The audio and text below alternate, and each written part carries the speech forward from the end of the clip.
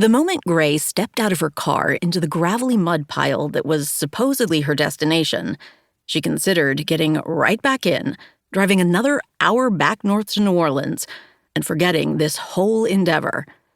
She could probably gain just as much insight and comfort from the bottom of a pint of Ben & Jerry's as from this ridiculous plan. She was sure she'd put the right address into her GPS, but now, surrounded only by trees and mosquitoes, this didn't feel right. Not that she really knew what right felt like anymore after the past month.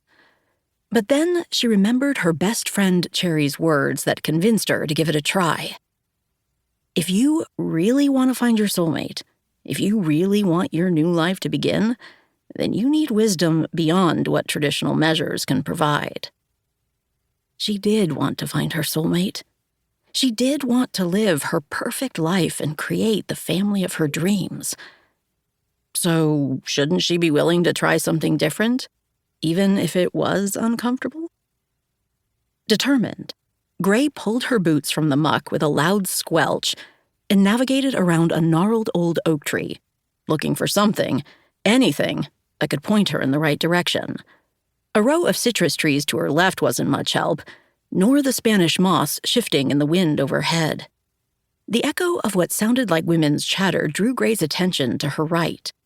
As she trudged through the swampy ground toward the noise, she discovered a weathered barn and small house with peeling yellow paint.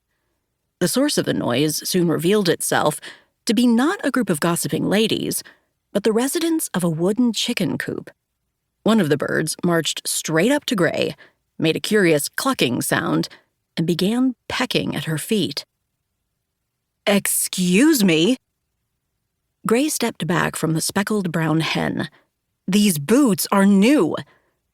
And not so much meant for actual outdoor adventuring as a fashionable suggestion that Gray might be into such things. She had a tough, devil-may-care lesbian aesthetic to uphold after all. Although, she hadn't expected to find herself navigating actual mud and chicken poop when she put them on. "Petunia, get over here, you rascal!"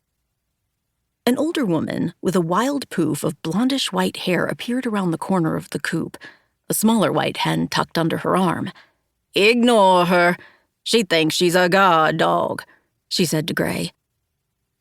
The chicken made a rumbling noise that did sound almost like a dog's growl, puffing up her feathers at Gray as if to make a point. Gray took a step back from Petunia, still eyeing the chicken nervously. "Sorry to interrupt. I think I'm lost. Do you know if there's a Madame Nouvelle Lune nearby?" The woman wiped a hand against her worn denim overalls. "You found her? Please, call me Dory." Gray's head tilted to the side. "You're Madame? In the flesh? You're Gray, yeah? Let me get the ladies tucked in for tonight, and I'll be right with you." Dory herded the loose chickens into the coop, talking to them along the way like they were old friends. Even though she spoke slowly, it took Gray an extra few seconds to process her words. Her accent was thicker than the humid bayou air. That's why Gray almost missed it when Dory stopped talking to the birds and returned her attention to her appointment.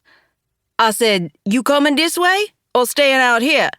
Dory yelled over her shoulder, already walking toward the yellow farmhouse. Gray followed her into a crowded kitchen that smelled strongly of onion, garlic, and Cajun spices. "Leave your shoes by the door and wash your hands over there," Dory commanded as she kicked off her own boots.